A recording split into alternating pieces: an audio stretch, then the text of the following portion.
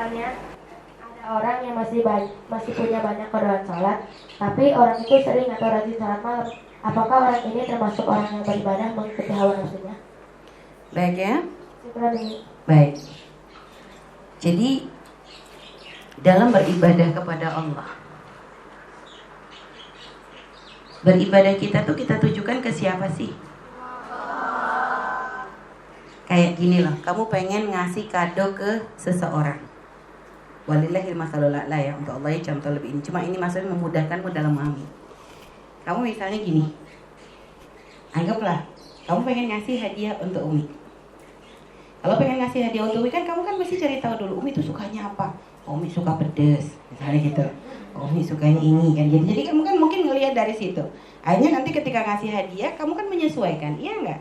Kamu kalau pengen ngasih hadiah ke orang kan gitu kan? Kamu cari tahu, oh dia sukanya warna pink, dikasihnya yang warnanya pink-pinkan kan gitu. Oh dia sukanya kuning, kasih yang kuning kan gitu. Orang tuh kan, kita tuh harus punya clue kan, karena ngasih orang tuh kayaknya begitu. Artinya kenapa? Karena kamu pengen memberi yang dia suka kan gitu. Bukan yang kamu suka. Karena kamu gak suka pink. Saya gak suka pink, aku sukanya hitam. Tapi kan masuk, karena saya suka hitam saya ngasih dia hitam. Berarti kan ini kan kamu gak kepengen hadiahmu dipakai namanya. Itu hadiah hawa nafsu namanya. Tapi kalau kamu pengen merasa pengen nyenengin dia, pengen itu menjadi hadiah yang dia pakai, dia suka, maka kamu akan mencari sesuai yang dia suka kan gitu ya. Gak asal. Nah begitupun urusan kita dengan Allah. Urusan ibadah, kita beribadah untuk siapa? Walaupun Allah tuh gak butuh dengan ibadah kita. Kan Allah gak butuh ya. Allah gak butuh. Tanpa kita beribadah gak mengurangi kekuasaan Allah kok. Tapi kita butuh untuk beribadah kepada Allah. Untuk mencari rahmatnya Allah. Kembalinya sebenarnya kepada kita. Artinya kita ingin menjadikan Allah ridho agar nanti kebaikannya balik kepada kita. Loh, maka karena itu kalau kita ingin mempersembahkan ibadah ini untuk Allah, beribadahlah dengan yang Allah suka, bukan dengan yang aku suka gitu loh nak. Paham nggak? Jadi beribadahlah kepada Allah dengan apa yang Allah suka, bukan dengan yang saya suka. Saya sukanya sholatnya tahajud Umi, tapi kan kamu punya utang kodok sholat. Itulah. Jadi itu namanya benar ibadah hawa nafsu itu namanya. Jadi ada kewajiban zakat, ada kesunahan sodako. Ada orang, oh saya sukanya sodako, kalau zakat saya nggak suka, lo kan kurang ajar. Oh dia zakatnya wajib, berarti dia tuh kan ibadahnya hawa nafsu, dia ibadah hobinya sendiri. Ya ibadahnya tuh hobinya sendiri. Lah ini kan nggak benar kayak begitu. Makanya beribadah dengan yang Allah suka, bukan dengan yang kamu suka. Karena yang kamu suka belum tentu Allah suka, tapi yang Allah suka maka kamu harus suka gitu loh nak. Enggak. Harus suka. Jadi kalau yang kamu suka belum tentu Allah suka. Tapi yang Allah suka maka kamu harus suka. Kenapa? Karena kamu ingin Allah tuh suka sama kamu kan gitu. Artinya senang dengan kamu, ridho dengan kamu. Gitu loh. Paham enggak sayang? Nah begitulah. Jadi kalau memang punya hutang kodok, ya bayar kodoknya. Tapi kadang tuh kodok tuh berat. Saya kan ngerasanya gak bersalah. Soalnya kan waktu itu kadang head. Nah, saya kan gak tahu kalau head saya ternyata ada istihadohnya. Emang benar. Itu kadang ujian juga. Bukan kalian toh. Kodok tuh berat nak. Asli. Berat kodok tuh.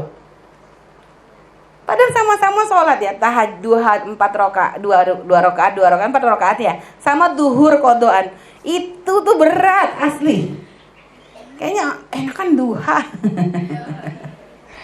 Nah, emang gitu hawa nafsu kita itu siapa? Itu setan godain kita emang. Biar kita akhirnya sibuk dengan sunnah. Kita punya utang sama Allah nggak dibayar-bayar itu kan. Makanya. Terus tapi gini, terus gimana caranya kita ngebohongin setan? Nah, setan itu kan kenapa kadang kita mikirnya kodok tuh berat kenapa? Mikir kayak banyak gitu ya. Apalagi kodoknya misalnya berapa hari? 5 hari istihadah yang harus dikodok misalnya. Baru mikir 5 harinya tuh udah tang gitu sudah. Aduh berapa sholat sehari 5 kali. Udah kayaknya berat. Jadi makanya gimana? Berarti kamu harus bisa ngakalin setan tuh. Supaya mengkodok tidak berat, tapi pun ya artinya gimana? Waktu duha, kamu boleh sholat duha. Cuma biasanya kamu sholatnya 4 rakaat, sekarang jadiin 2 rakaat aja, sisanya qadha gitu lah. Jadi kamu selang-selingi gitu. Waktu witir misalnya, kamu biasa suka sholat witir. Tapi sekarang kamu punya qadha, ya sudah, biasanya kamu kan ada hajat ini semua. Sudah kurangin aja sholat, ganti qadha, nanti tinggal witirnya berapa gitu. Jadi intinya tuh tetap tidak meninggalkan kesunahan, tapi qadhamu kamu cicil. Karena kan selagi qadha itu bukan karena sesuatu yang bukan karena sholat yang tanpa uzur yang kamu tinggalkan, maka mengqadha itu tidak harus fauron. Fauron itu apa? Harus segera. Yang harus fauron atau segera itu siapa? Qadha yang bila udhrin, tanpa uzur. Ada orang, saya nggak mau sholat, kenapa? Males, kurang ajar itu ya. Maka nanti kalau dia tobat langsung harus mengqadha saat itu juga. Tapi kalau misalnya karena tadi efek karena dikira ternyata istihadhah, atau karena tadi ketiduran, atau karena apa alasan-alasan yang memang syar'i ya, nah itu maka kamu boleh mencicilnya pelan-pelan. Paham Soleha? Jadi kita tetap ngakalin setan. Karena setan tuh mau bikin berat dulu. Makanya kalau ngerasa qadha itu ngerasa jangan ngelihat 5 hari gitu. Jadi cicil. Dan kalau kamu gini misalnya, kalau misalnya zuhur, kadang mungkin bisa dicicil zuhur dengan zuhur, asar dengan asar, tapi kan jadinya kayak berasa banyak banget gitu ya. 4, 8. Di tengahnya tuh kayaknya udah gitu banyak gitu ya. Maka gimana? Ngambilnya berarti jangan di waktu sholat yang banyak. Kamu bisa mengqadha habis sholat subuh. Kan gitu. Habis sholat subuh boleh Tami? Boleh. Boleh lah. Karena kalau qadha itu nggak ada batas waktunya. Kamu mau habis subuh boleh, habis asar boleh ya. Tengah malam boleh. Sakarepmu. Gitu lah. Paham Soleha? Ya, wallahu a'lam bishawab.